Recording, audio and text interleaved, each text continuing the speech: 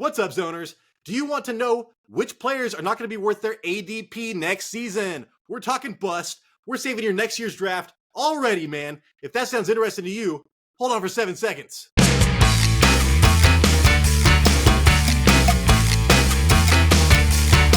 can do it! What's up, zoners? This is Tyler, Big Turd Ward, and Jason, the lucky bastard Ethan Wolf, coming at you live from the West Coast. And this is the Fantasy Red Zone.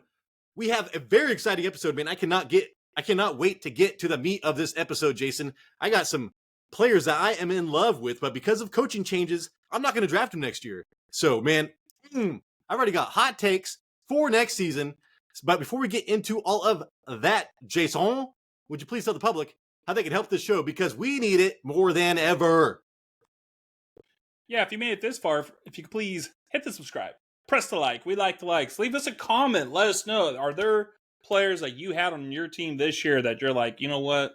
Where they're going next year, I don't want any part of it. I don't want any piece of the bacon. We're also on the radio, on Spotify, at the Fantasy Red Zone. You don't want any piece of bacon, Jason. Not the ADP. Not at that ADP.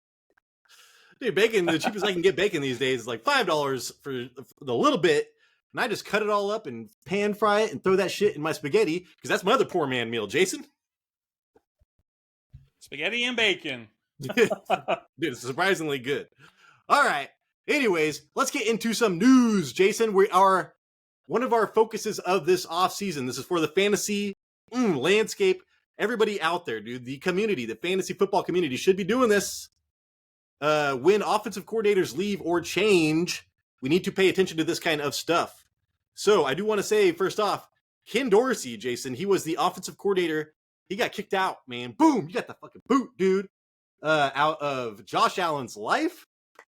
Stephon Diggs, that's when Stephon Diggs died this season in fantasy football, Jason. Joe Brady came in, but that same Ken Dorsey, thank you. You had your tongue up, man. It was kind of blurry. It looked like you had no teeth. But yeah, dude. So Ken Dorsey, he does not run the ball, dude. They throw the hell out of it. He is going to be the offensive coordinator for Kevin Stefanski. Nick Chubb, maybe. Deshaun Watson. How do you feel about that? What do you think is going to be the ramifications there?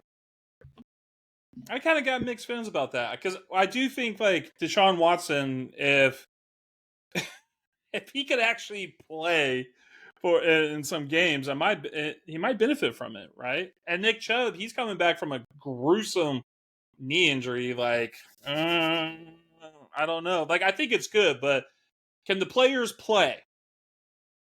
And we ride on the things like every day, big beats, bitch streets, see gangsters rolling. I just watched, Straight Outta Compton just came out on Hulu. I'm not sponsored by Hulu, but I love that movie.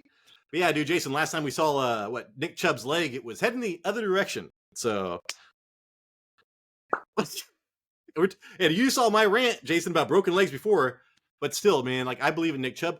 But I do think that Deshaun Watson in this offense, I mean, I think Amari Cooper, Deshaun Watson are going to get a slight bump this offseason from me. And then, Jason, next up, speaking of coordinators, we're talking Ben Johnson, man. Dude, if Ben Johnson leaves, I'm going to be downgrading the hell out of some lines, man. Like, Amon-Ra St. Brown and Sam Laporta, I'm probably going to be trying to get them later. They'll be sliding back a little bit for me. So Ben Johnson, he's the offensive coordinator for the Lions. And then Mike McDonald, I think his name is. He's a defensive coordinator for the Ravens. Who gives a fuck about defensive coordinators for the most part? They are both interviewing to be the Washington Commanders head coach, Jason. And, hey, dude, the Washington Commanders are loaded with weapons. If Ben Johnson went there, I would be paying attention.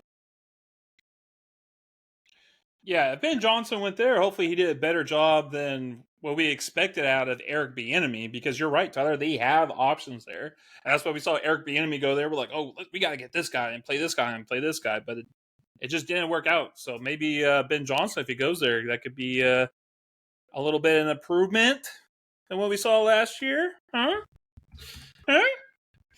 And then, yeah, I would be very interested in Jahan Dotson. I think that he would be the guy skyrocketing up my stuff.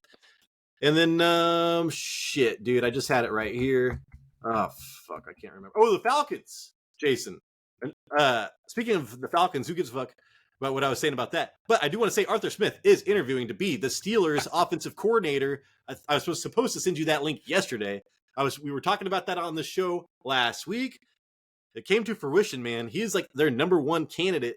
I don't know what it is about the Steelers, man. They draft the best skill positions and then just they hire the worst coordinators possible for that talent.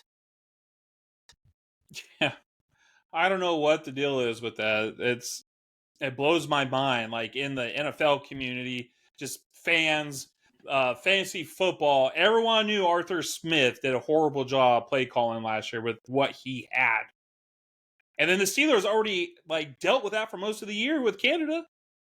And now they're like, Prime, we want Arthur Smith. He's available. Let's get him.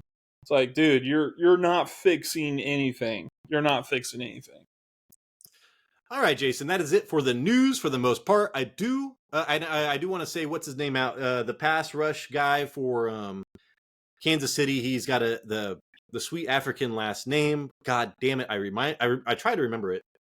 Anyways, that fool's out with a torn ACL. He made some big plays this last game, and that defense played amazing. So keep an eye out for that. A pass rush would help against Purdy. All right, Jason, I do want to round this out before we get into the meat of the episode. Tell me one thing that made you mad yesterday. The Chiefs and their defense, I guess. Their defense has really stepped up this playoffs. And, like, I might have one player from the Chiefs in my playoff challenge because I did not expect them to get past the Bills. But it's not like I'm over here saying like, oh, Patrick Mahomes is playing amazing. I'm like, no, their defense is playing spectacular right now, and it's real, and they're winning games from it.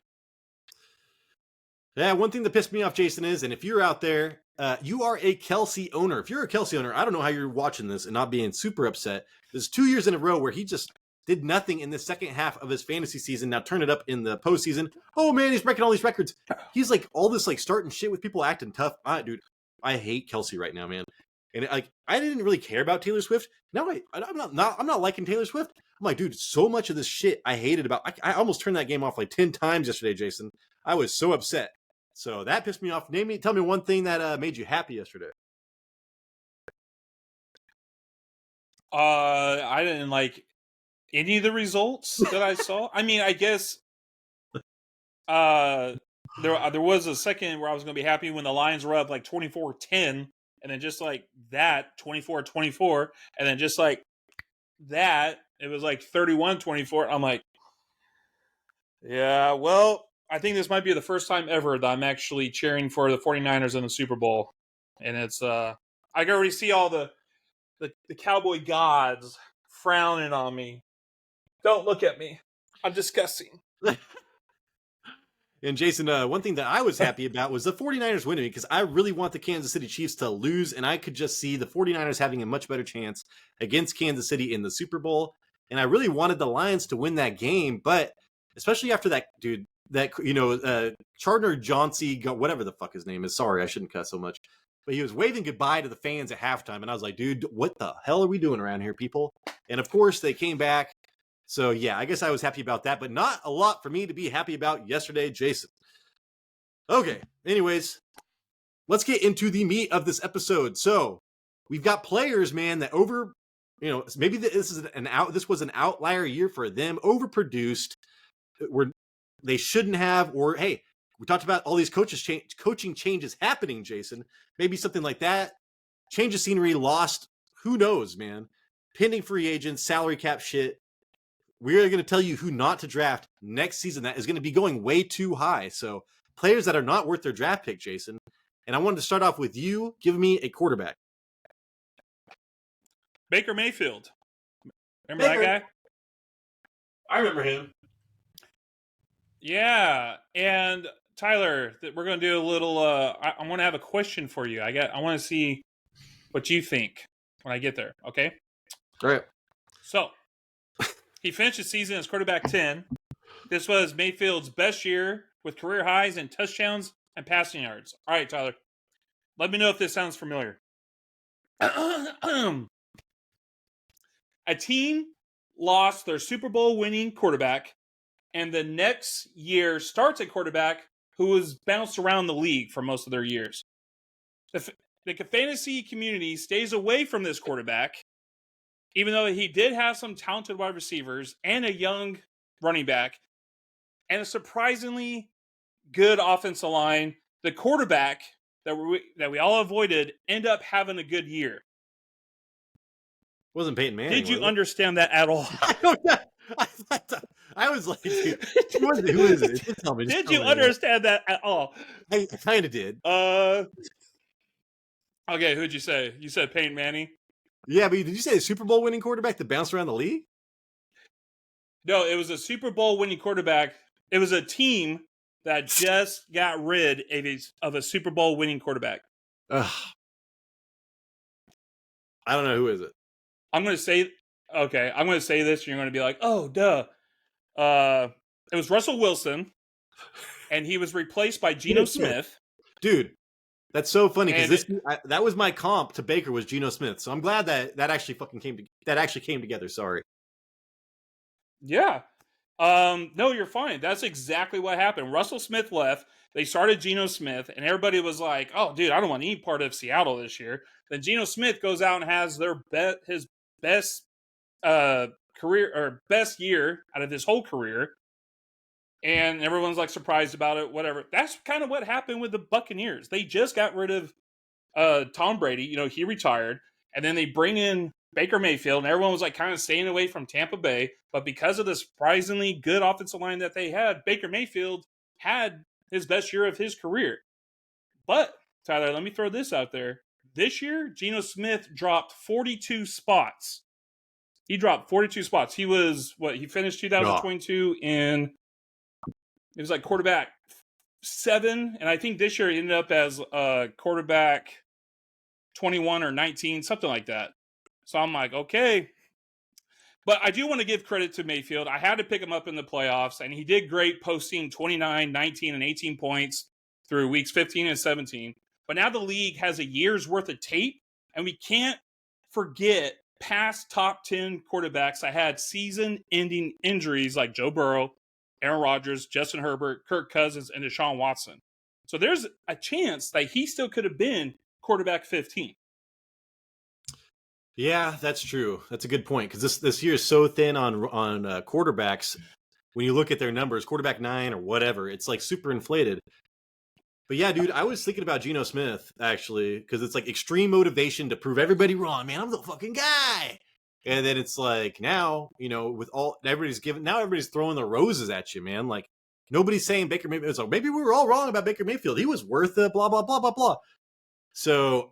And he's the type of guy that works on that motivation. Now, I know Mike Williams, Mike Evans I don't think he's a free agent. I can't remember.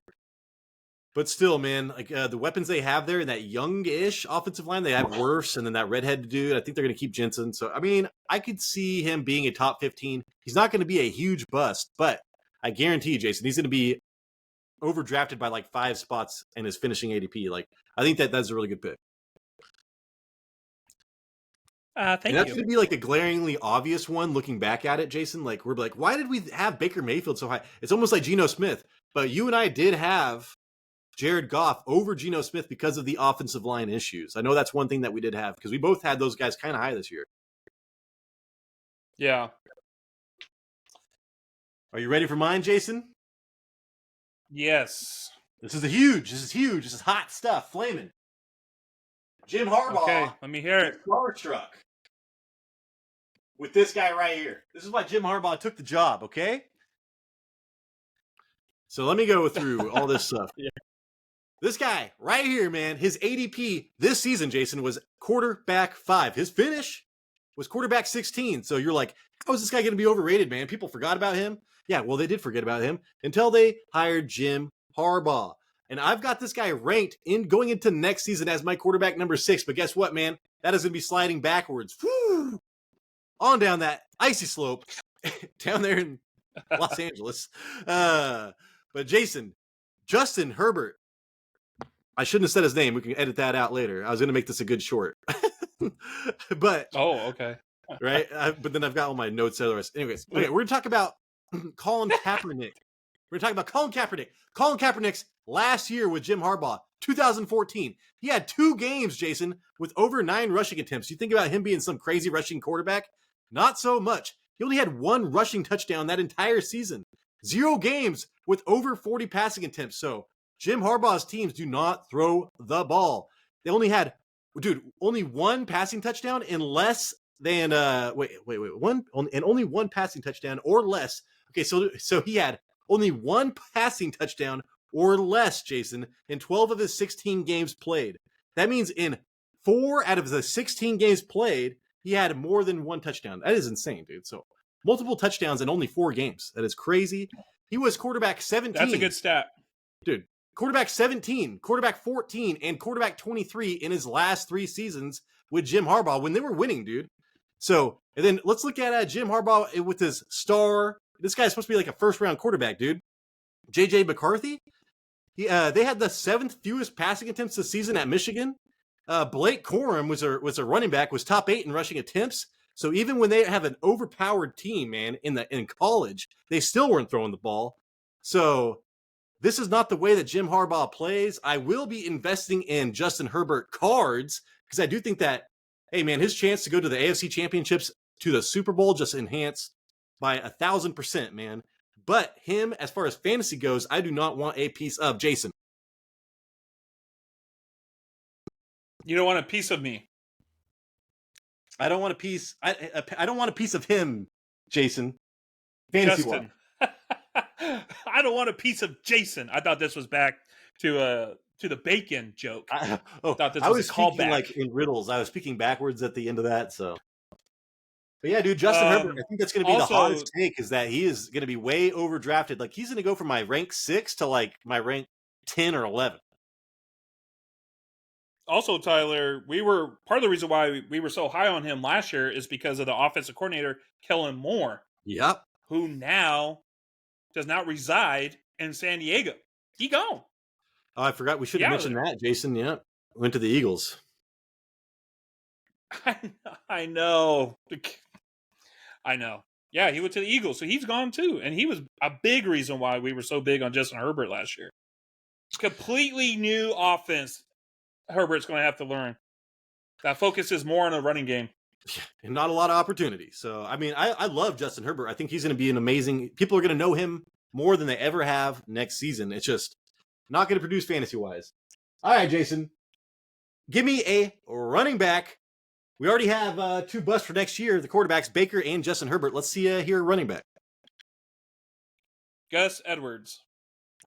Yeah. Okay, where are we at? I think I left out a lot of these notes, but okay. So J.K. Dobbins tore his Achilles, and the Ravens' running game was producing solid numbers. But Gus Edwards has some weeks. He won fantasy managers. Weeks 7 through 9, he averaged 20 points a game and averaged 11 points during the fantasy playoffs. So people always remember these like huge, like you weren't expecting it, and then bam, you just blow up, and people remember that.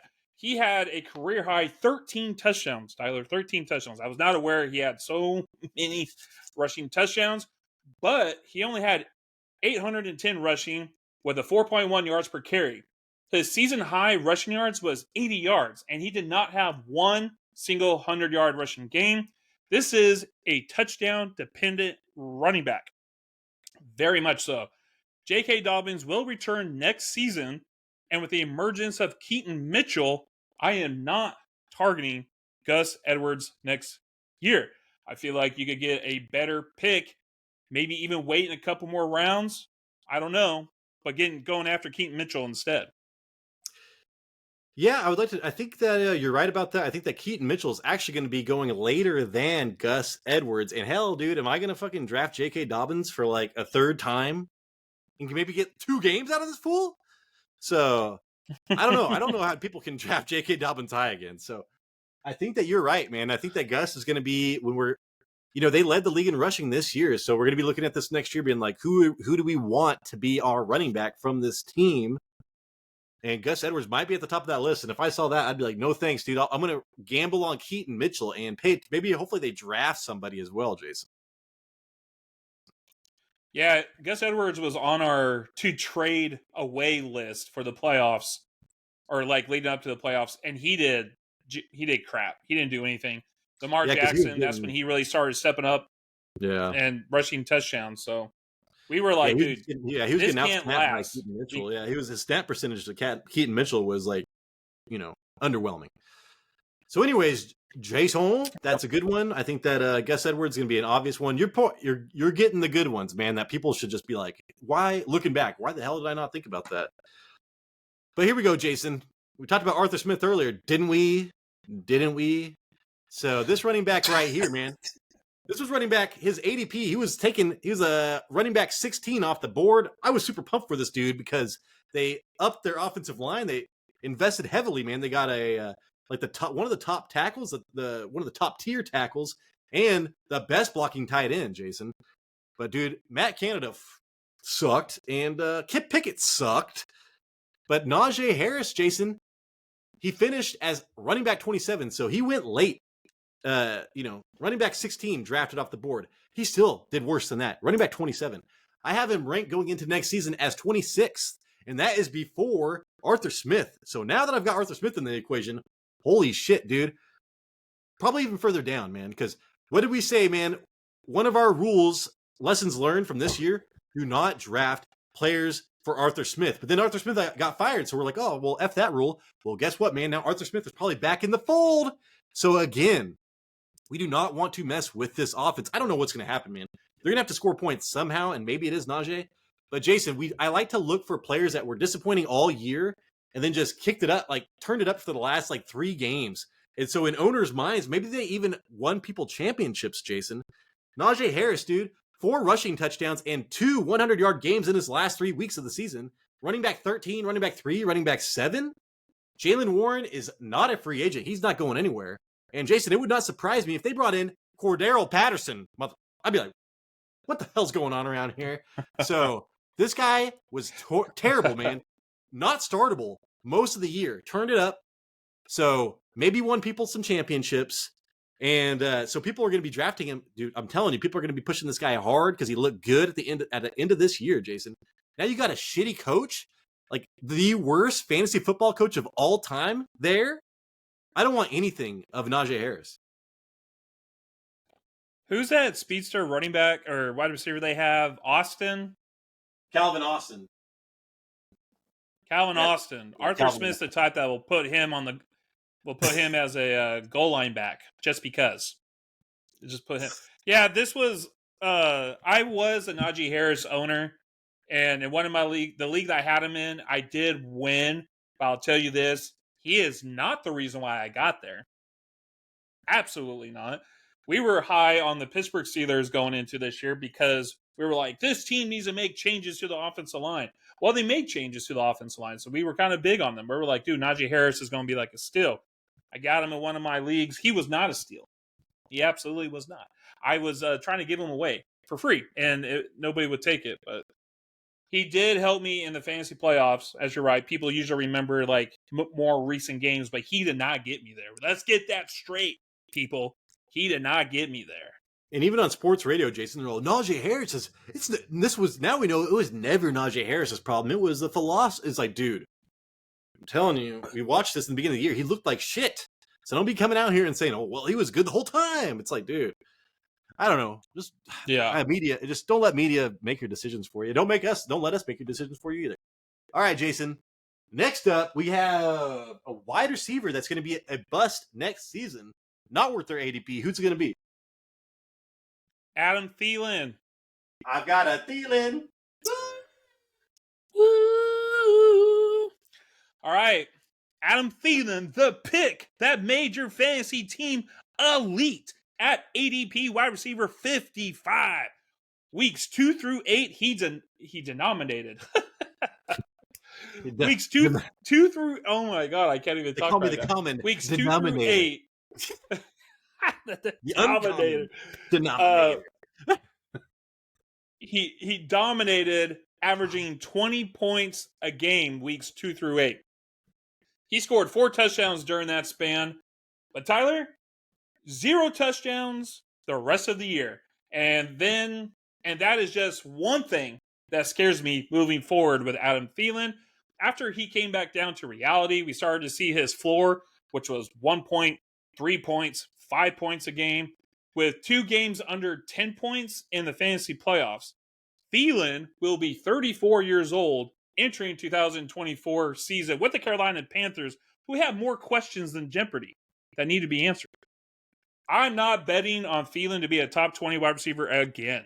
See ya, goodbye. Ain't happening. So my first thought about this with Jason was even with Baker Mayfield in a new offense, because they just hired the offensive coordinator for Baker Mayfield this year. I expected Godwin to get a lot more. Man, they took deep bomb wide receiver. It was on the outside a lot, but they don't have that wide receiver there. So I don't know. I'm very interested to see how they're going to play this, because the wide receivers they're working with in Tampa Bay were insane. Now they're going to Adam Thielen's your top dog. So, yeah. I don't know, man. Have no faith in that offensive line or quarterback. I just don't. And there was games out there where it was like, I'm like, this is an Adam Thielen game right here. Everything that's like set up. They run, the defense runs zone coverage, and I'm like, dude, you gotta start him. Yeah, you gotta do it, and it would not happen. I think one of the things is like defense knows, like, dude, take away Adam Thielen, they got nobody. I actually expect, I'm like, there's nobody. I think maybe Hubbard getting him like kind of late is the only person I would probably target from the Panthers, but I do see like an increase in fantasy points coming from Jonathan Mingo next year. I do see that. Yeah, but I mean, still, but for him to be I just say, like, I can't really even see a world where Adam Thielen's going to get enough opportunity to be a wide receiver 2 next year. I think he's going to be living in flex, drafted as a wide receiver 2. I like your shirt. Thanks, man. My shout out to Annabelle, my niece. She bought it for me a long time ago. Shout out to my piece of shit dogs that chew holes in it. Ah! Oh, all right. Here we go, Jason. You ready for the next one? The next guy? I think you owned him last year. Oh, I know who this is. I think I know who that bitch is.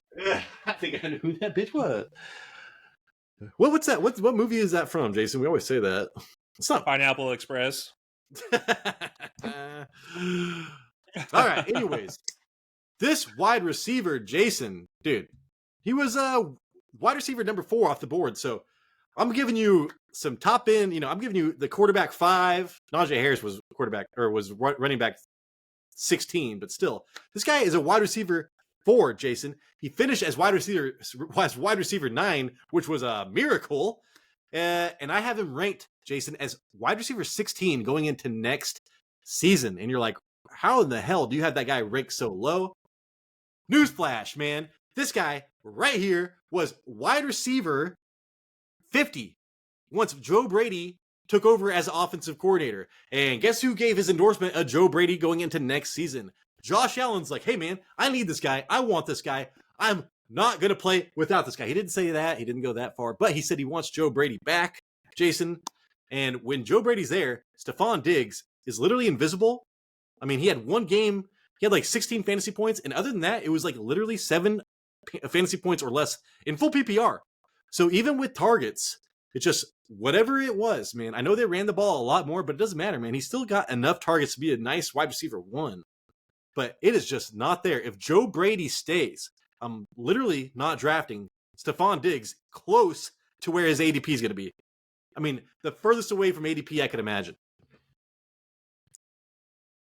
I wonder if it's going to be like next year is going to be like a Devontae Adams, right? Drop to the second round, but then still kind of underproduce. I don't know. Or is Diggs going to go even further than that? I don't know how you could draft Stephon Diggs in the second round, man. Like, if you're a Stephon Diggs owner, like, when we put out our bust, and like, that was the one group that I think we actually commented, Jason, was Stephon Diggs owners. Yeah. So they're pissed. That's as well they should be. Yeah, I mean, you said it best, dude. He had a great beginning of the year, switched offensive coordinators, and they kind of like focus more on like a different scheme where James Cook was getting involved more. And I think because of the scheme like that, Diggs is the one that, he's became like fantasy irrelevant because of it, which is weird to say. Huh. I want to know if there's going to be like an emphasis next year from Diggs, because he's a big diva. Is he going to be like, give me the ball? Yeah. So I'm out of here. I'm going back to Minnesota. From wide receiver 3, Jason, I know that Justin Jefferson was out, but he was wide receiver 3 for the first, 11 weeks. Then they went over to a different offensive coordinator, wide receiver 50. So from league winner to league loser in one offensive coordinator switch, and we're talking about offensive coordinators being important, Jason. That's just one example right there.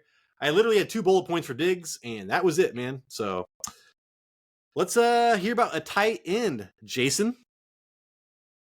Okay, that's funny because I had 2 bullet points for Kyle Pitts. I mean, this is pretty standard stuff here. Let me just give you a rundown, okay? 2023 ADP is 7. He finished tight end 13. 2022 ADP tight end 3, finished tight end 33. 2021 ADP tight end 4, finished tight end 6, but his average per game was 8th for tight ends, which is, if you're going in the 4th or as a 4th tight end, you want that to be a little bit higher. Pitts has not played up to his ADP in the past 3 years. 3 strikes. You're out, dude. You're off the radar. I cannot be convinced to draft Pitts until I see a change in quarterback, especially since he's battling snaps and targets with Geno Smith. So plain and simple. It's plain and simple. And like this guy literally does this every year, Jason. Like he's gonna, and now it's a head coach change. So now we're gonna be doing the same thing again. Like we're gonna hear it again. Oh no, he's gonna be a top. And he was dealt with an injury all year this year, apparently. So that's gonna be like, hey, another reason that you should invest in him next year. But I think the worst pain for Kyle Pitts owners, Jason, was Jonnu Smith pretty much outscoring him on a regular basis. So that was just like, I don't think Kyle Pitts owners are going to be drafting Kyle Pitts. I think it's everybody else that would be drafting Kyle Pitts owners this next year. I don't think Kyle Pitts owners ever draft Kyle Pitts again. I think that's a thing. I think it's like you just kind of got to get into that club. I'm serious, dude. Yeah, you never see out of the last 3 years, you probably never seen another repeat Kyle Pitts owner draft. Oh, dude, he's probably the lowest on that list. I wish we could get those analytics. Yeah, please subscribe and like to the show so we can get some analytics in here. The kind of stuff that we want to know. Yeah. All right, Jason. I've got another hot name. All right. I've got another tight end that is going to be a bust next season. And this tight end was tight end number 1. Won people leagues. He was tight end number 1, Jason, in the last half of the season, maybe the last 5-6 games. Tight end 1. And dude, I have him ranked. Okay. His ADP going into the season, he was the tight end number 9 taken off the board. He finished as tight end number 6. So even with all those gaudy numbers at the end, he only got up to number 6. I have him ranked as tight end number 5 going into next season. Well, guess what, Jason? I am so wrong on that because that was before I really did my deep dive into data. That was just my first way too early rankings. Yeah, that was just my first instinct rankings.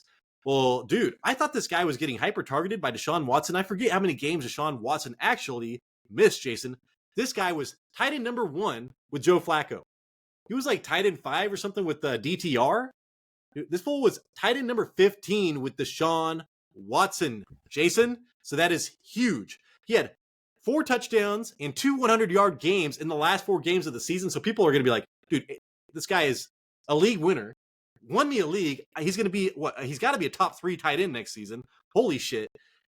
But like I said, tight end 15 with Deshaun Watson, who's going to be the starter next season. Joe Flacco is gone.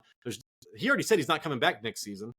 So, and Deshaun Watson, he averaged about 6 targets a game with Deshaun Watson and caught 1 touchdown from him. So he caught 4 touchdowns from Joe Flacco real fast. Only 1 from Deshaun Watson. I think that, dude, David Njoku, I know he got his face burned Okay, Jason. But now he's a real Two-Face. It depends on, that's not where he got his nickname from. His nickname is going to come from his production from two different quarterbacks, man. Two-Face. I'm trying to say that because Two-Face, remember, I think he got acid burns, but Tommy Lee Jones, man, he got it real bad in that Batman. Yeah, okay, Tyler, here's another thing people are talking about. Are the Browns keeping Joe Flacco? Are they going to sign him? No, because I just listened to the radio show with him, and the crazy thing, because he was interviewed by Dan Patrick, and I think they said he's not going to come back next year because it's just they can't have him in the building, Jason. They can't, because Deshaun Watson it'd be like they would literally be chanting Joe Flacco's name from the beginning of the year, and he's like, I thought it was interesting because they're like, hey, Joe Flacco, who's better, you or Deshaun? And he just kind of laughed. So he did not answer the question. It's almost to the point where, like, you have to play Deshaun Watson because you owe him $200 million. That's how much you're paying him. I mean, not $200 million. Yeah. If it was 200,000, Jason, you'd be like, fuck off, man. Kick rocks. 200,000 million. Oh, is that what you said? 200,000. 1,000. Yeah, well, I'm not big on Deshaun Watson around here, and I think it sucks, man. So now we have an offensive coordinator that wants to throw the ball with Deshaun Watson, who is a turnover machine this last season and gets injured all the time. And their strength is running the ball, Jason. Their offensive line strength is running the ball. I do not know what to expect from the Browns next year. It is scaring me. But yeah, we're going to have to see how this plays out during the offseason. Jason, I don't know. So that is the show. And I had a great time researching this stuff. This is my first time researching for next season. So I'm already excited for next year. I don't know how you're feeling, Jason. Yeah, man. I got to defend the title in one of my leagues and gain the title from the other one. I got to break out, man. God, I was like the Ravens this year, man. I was like just blowing everybody out of the water all year long. Then when it comes down to it, I'm complete. I am my own leading. I'm the leading passer. I'm the leading receiver. I'm the leading rusher at halftime, and I completed 5 goddamn passes. So yeah, man, dude. Talking about things that pissed me off yesterday. Dear Lord, Lamar Jackson, man, please. I just needed you to do well for one game. Woo. Anyways, all right. How many? Hold up. How many people do you have from Kansas City playing? Nobody, dude. I don't have anybody because I didn't have. I invested. What? No, how many from the Niners? Oh, I've got everybody, but like, it doesn't matter because like I had all the Ravens. I even had Dak and I had Dak and CeeDee Lamb. I thought that we could change lineup things one time. Like I think we could do that last year, but we changed, programs, Jason, or whatever servers for that playoff challenge. We could not change shit. So yeah, I kind of screwed myself over this year. But at the same time, I heavily invested in the Ravens, Gus Edwards and all, and they took a dump. So that's right. I think I did Gus Edwards too. Yeah, so I'm not going to be winning that fantasy playoff challenge this year, but I'm not going to pay it till after the Super Bowl, so back off. You know those airplanes that fly over your house? That's actually me monitoring you. Oh my gosh. I know I love my wife because I hear a helicopter and I look outside and she's all flipping them off. I'm like, yeah. Don't look at me. Yeah, I used to do that when I was a kid when they had the spotlight and be like, "F you pigs," and I had like no idea what I was even talking about, really. You know what? Jason, now that we moved out of where we lived, I don't really see helicopter. My house does not get spotlighted up all the time anymore. It's pretty amazing. I don't know. Yeah. I mean, I'm still poor, but I guess there's no crime at this place. We can sleep in peace. Anyways, that is the show. Thank you so much for watching.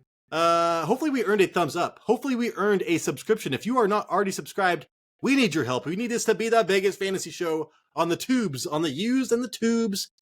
So that starts with you right now subscribing. Jason, would you please send us out? We got a video coming out Saturday morning. Make sure to check it out. It's going to be a good one. Don't know what it's about, but I bet it's going to be good. I'll talk to you then. Deuces. This is the Fantasy Red Zone, and we appreciate you. As when Actual recording is in higher quality.